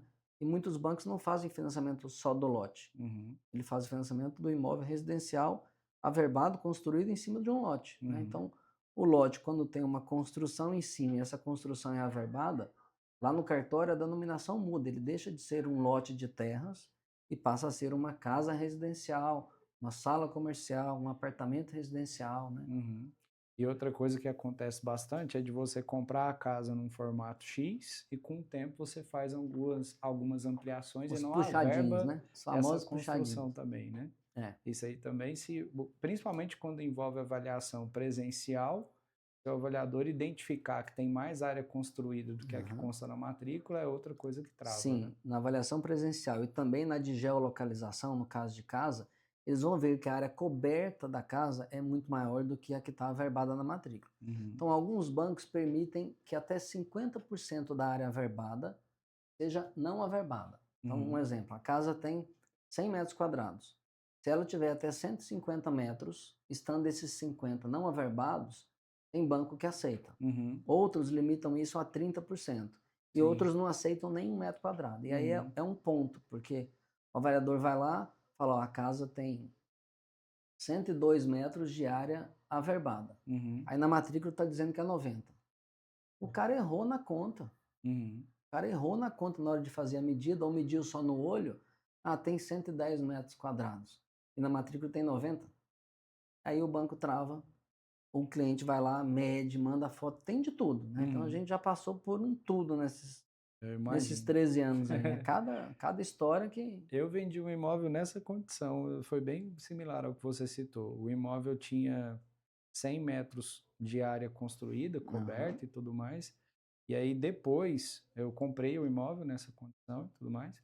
Depois a gente fez uma cobertura, fechou um espaço e tudo mais, ela passou a ter 110. Aumentou Isso. 10 metros Ué, quadrados de área construída. a Mas maioria aí o vai banco aceitar. A aceitou. maioria vai aceitar porque ele entende que foi uma melhoria que você cobriu a churrasqueira que era descoberta, Uhum, ou fez uma brinquedoteca para os seus filhos e você fez lá uma área coberta que não levou a isso à averbação. O correto é levar, mas praticamente ninguém faz isso, né? sim. Faz um puxadinho aqui, outro ali, dali a pouco está quase tudo coberto o terreno dele, né? A área de permeabilização é mínima. Uhum, E aí esse é um dos pontos que leva o banco a não aceitar. Peraí, se não tem área de permeabilização, se tem uma chuva torrencial aqui, esse imóvel vai quebrar, vai cair, vai estragar. sim. E aí o banco acaba tendo que envolver a seguradora, né? Que é o seguro DFI, que faz parte do financiamento, que é para suprir os danos físicos ao imóvel. Sim. Então, o DFI ele garante a reestruturação ou a reposição do imóvel, no caso de pegar fogo, nas mesmas condições em que ele estava quando foi avaliado pelo banco, Uhum. né? Falou de seguro, eu lembrei de mais uma coisa aqui. Todo financiamento tem um seguro de vida envolvido, né? Sim, Quando você vai assinar ali, você está contratando um seguro de vida também. Se você financia sozinho e vier a falecer, esse imóvel é quitado, é é isso? quitado, é quitado. E se for, por exemplo, um casal e Aham, um dos cônjuges vem a falecer, sim, como que funciona? tá. É o Banco Central que determina isso. Esse é o MIP, é o seguro de morte e invalidez permanente. Então, no caso desse casal, o banco vai pegar no início do contrato, ali na concessão do crédito, qual que é a renda de cada um. Uhum, Então, digamos que a esposa ganha mais do que o esposo. Então, a renda dela está sendo responsável por assumir 60% do valor da prestação. uhum, E o do esposo, os outros 40%. Se esse esposo vem a óbito, vai bater aqui para não trazer azar, né? É, a seguradora vai quitar o saldo devedor nos 40% que competia àquele que faleceu. uhum, Se ela vem a óbito, a seguradora vai quitar 60% do saldo devedor que existia na data do óbito. uhum, Isso acontece porque às vezes a família demora 2, 3 meses a comunicar ao banco, o banco tem que ir lá fazer a conta reversa seguradora. O óbito foi nessa data, o saldo devedor era tanto, amortiza aqui a dívida. Para que o cônjuge que continuou pagando a dívida, né, que está vivo, ele não tenha que assumir a parcela que não caberia no orçamento dele, né? uhum, Então, se ela faleceu e ele responde por 40% da parcela, ele vai seguir pagando aquilo que cabe dentro da capacidade de pagamento dele, né? E é importante falar do seguro MIP porque muitas vezes ele faz uma diferença muito grande, Felipe, no valor da parcela. uhum, Às vezes chegam pessoas jovens lá, ó, eu quero comprar, mas a minha renda não dá, isso aqui eu só ganho tanto, quero compor renda com meu avô. uhum. Aí chega o avô lá com 72 anos, o financiamento máximo, né? Até O 80. prazo de financiamento mais a idade atual não pode passar de 80 anos e 6 meses, Uhum, cravado. Então chega um avô lá de 72 anos para compor renda com um jovem de 30. E o avô tem a renda comprovada, bonitinho e tal. Só que esse seguro fica tão alto, além do prazo de financiamento poder ser no máximo de 8 anos e 6 meses. Então fica um prazo muito curto, uma parcela muito grande e maior ainda por conta do seguro do senhor de 72. Quando a gente pega jovens de 30, de 40, 29, o seguro é muito baixo. Uhum. Quando passa ali de 51 para cima, começa a aumentar drasticamente, né? Uhum. Então, tem casos em que o casal vai financiar e o esposo tem 55, a esposa tem 49, e aí a gente vê que ela tem a maior renda. A renda dele é pequena e não faria falta se a gente tirasse. Então, a gente chega a orientar nesse ponto. Olha, se você financiar só no seu nome, a sua parcela vai ficar aqui R$ 500 mais E barata. pode? Pode, Um casal, pode. se tiver casado, comunhão É parcial de é bens, não é opcional. obrigatório compor a renda Não, dos não é dois? obrigatório, não. Hum. Então a gente orienta, ó, deixe seu esposo de fora e faça só no seu nome, só que a gente alerta.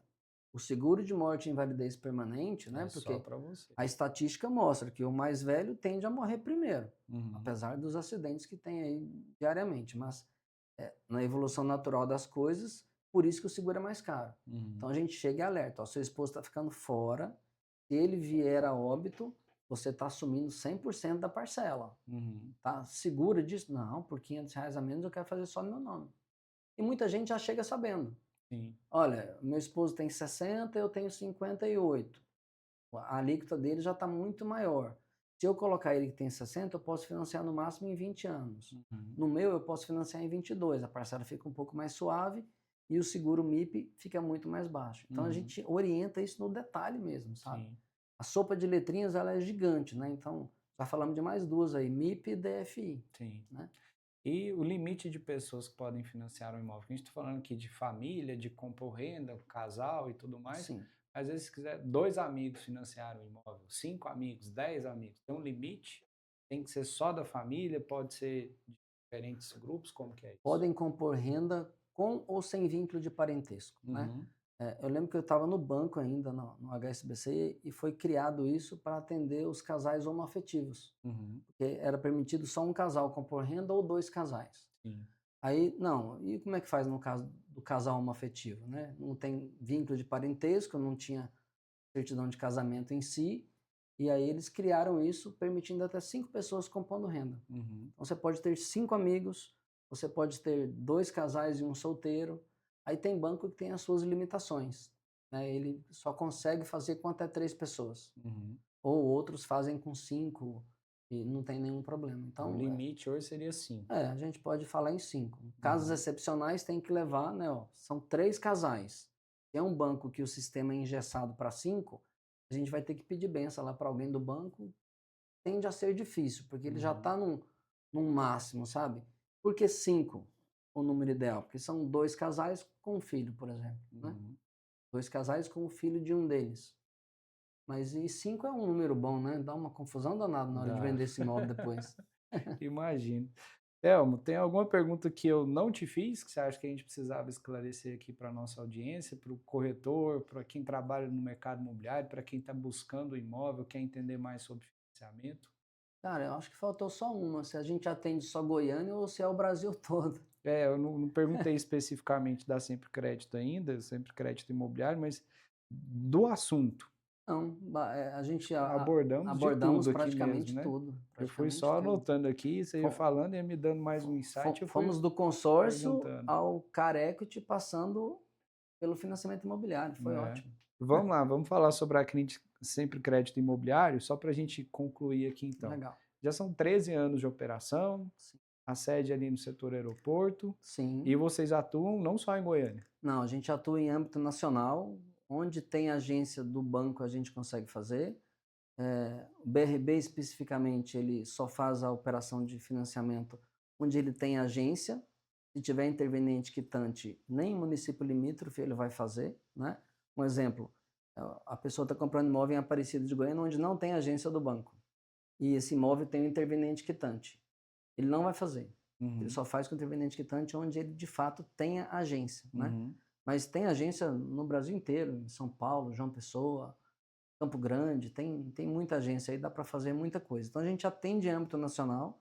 No Home Equity a gente aceita imóvel de qualquer parte do país, não tem restrição. Algumas companhias hipotecárias não fazem a operação em cidades muito pequenas, mas aí a gente já sabe qual não faz e a gente não oferece, né? Uhum. Mas a gente consegue atuar em qualquer parte do país para aquisição, para construção, para o levantamento de capital, que é o home equity, né? E a gente atende o Brasil inteiro sem piedade. Falou que são 15 pessoas lá hoje. Comigo somos em 15, sim.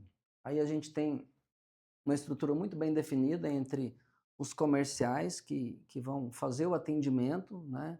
Eu me incluo nisso também, eu faço bastante atendimento, eu gosto de explicar para o cliente que ele está fazendo um bom negócio. Ah, mas a taxa de juros está alta. Vamos avaliar se você está fazendo um bom negócio ou não? Está pagando juros sobre quanto? Está ganhando valorização sobre quanto? É oportunidade, o imóvel está mais barato do que deveria estar, taxa de juros alta, as construtoras reduzem no preço de venda, né? Uhum. Arrocha um pouco mais a margem e a pessoa faz uma boa compra. Então a gente tem a estrutura dos comerciais que vai esclarecer toda essa sopa de letrinhas e fazer o assessoramento do início ao fim, mas com a ajuda da equipe operacional, que é quem cuida da esteira e dos portais dos bancos, Uhum. tomando cuidado para mandar os formulários sem erros, os documentos sem o dedão tampando a data de expedição da CNH, né, que o cliente tira É foto. raro, mas É raro, acontece muito. acontece muito. Então a gente toma todo esse cuidado. Às vezes o cliente tem dificuldade em digitalizar ou imprimir, a gente tem um mensageiro que vai até ele colher assinatura para poder dar celeridade. Não consigo fazer isso em âmbito nacional, mas aqui em Goiânia, Aparecida, ao redor aqui, a gente coloca ele para ficar correndo para lá e para cá, né? Uhum. Alguns bancos aceitam assinatura no formulário pelo Gov.br ou pelo certificado digital, então a gente navega com todas as facilidades que existem. É um processo que envolve tantas diferenças, né, de um banco Sim, para outro. Tem cartório que tem uma exigência que o outro não tem. Você não ter um correspondente bancário hoje é pedir para ter problema, né? é pedir E para ter ter que mais lidar com problema, muita coisa. é pedir O para ter muito correspondente mais bancário já problema. te dá as direções, faz Sim, assim, faz assado, nesse banco é dessa sim, forma, a gente tem que proceder dessa é, forma. Alguém que consegue resumir essa exatamente, função, né? exatamente. Porque ela é bem complexa se você Sim, for sim. fazer tudo sozinho, né? Além do tempo que te toma, né? Sim. Então a gente coloca lá para o cliente que a gente vai fazer o processo dele da melhor forma possível, né? A gente faz o processo com maestria, entregando para o analista de crédito do banco tudo o que ele precisa para, em primeira análise, aprovar o crédito. Uhum. Vai dar certo em todos? Não, como eu disse atrás. Dá muita coisa errada no crédito imobiliário. Então a eficiência do correspondente tem que ser medida na forma como ele conduz a resolução desses problemas. Uhum. Ah, o valor que está na defisa aqui da empresa do Simples está diferente do que foi declarado no imposto de renda. Uhum. Contador, retifica aí essa informação, faça constar correto, me dá aqui, banco, está aqui ó, o que você pediu, para a gente entregar e de fato conseguir fazer o processo com maestria, com problema ou sem problema, Sim. né? Mas entregar o contrato para o cliente assinar, fazer o banco pagar o vendedor pós-registro cartorial do imóvel no nome do comprador e todo mundo ser feliz, né? E a Sempre Crédito Imobiliário tem parceria com imobiliárias, com construtoras, vocês fazem esse tipo de assessoria também de alguma forma? Sim, a gente atende a algumas imobiliárias, a gente não consegue atender todas e acaba que tem a liberdade de escolha, né? Uhum. Às vezes uma imobiliária lida melhor com o correspondente do que com o outro, então eu entendo que tem espaço para todo mundo.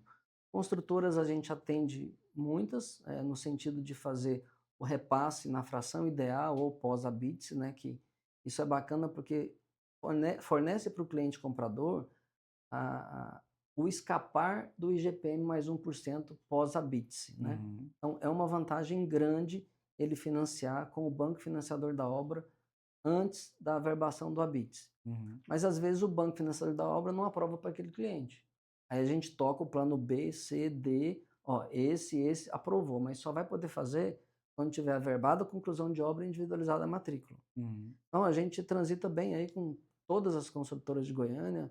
A gente tem alguns desligamentos que a gente atua diretamente aí com a City, com a Opus, a Bambuí, a GPL, a Euro, né? Vou lembrar de outras aqui. CMO, a gente cuidou de alguns repasses para eles também. Então a gente navega bem com praticamente todas as construtoras. E aquela que a gente não tem o atendimento do empreendimento, acaba que um corretor ou uma imobiliária indica o cliente para a gente E o melhor, um cliente que já foi atendido por nós, indica para os amigos. Essa é a melhor avaliação que a gente pode ter, né? Sim. A gente fala que, mesmo que o cliente não faça a avaliação de pós-venda que a gente pede, muita gente na correria, não quero fazer. Posso não fazer? Claro que pode. Uhum. Mas quando ele indica um cliente para a gente, aquela avaliação que ele não fez ali é nada, né? Ele está atestando que nós temos a competência suficiente para cuidar do amigo dele igual a gente cuidou dele. Sim. Então a gente navega muito bem aí com todas as construtoras, sem problemas e ressentimentos com nenhuma, tá E tudo quem certo. estiver buscando um correspondente bancário, como encontrar vocês? Nós estamos fisicamente no setor aeroporto, na rua 17A, esquina com a rua 6A, perto da Praça do Avião.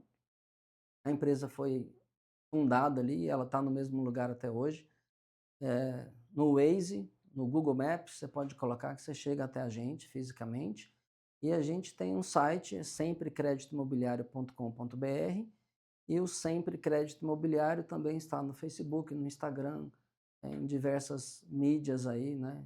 Diversas redes sociais, TikTok, onde você procurar a gente, você vai encontrar. Telefone 3911-7800, também é um número de WhatsApp, né? Então, repetindo, 62-3911-7800. E você? Nas redes sociais? Dá para te encontrar lá Dá para me também? encontrar, Telmo de Paula. Estou lá no Instagram, no Facebook, no TikTok, no Thread, assim, Threads, esse, assim. o Thread, LinkedIn? LinkedIn, Telmo de Paula em tudo, tá? Bacana. Sempre da E mesma forma. você costuma fazer esse tipo de conteúdo, assim? Você abre uma caixinha de perguntas, você responde dúvidas Sim, das sim. Inclusive, a pessoas? gente está com uma série de divulgação de áudios aí que ficou bem fácil e didático responder as suas perguntas de forma mais abreviada, que Uhum. a gente andou gravando uns vídeos aí exatamente com esse conteúdo e a gente tem soltado ele aí aos Bacana. poucos, Muito bom. no sentido de estimular os funcionários a aparecer, porque a rede social ela inibe muita gente, né? A Uhum. maioria gosta só de ficar passando o dedo e vendo os outros e não quer aparecer para ela, mas para você alavancar, não tem receita, você tem que aparecer. É necessário. Então a gente está numa pegada lá de fazer pelo menos os comerciais gravarem alguns vídeos e aparecer, né? Bacana. Aparecendo o negócio vem. Faz diferença. Faz sim, faz bastante.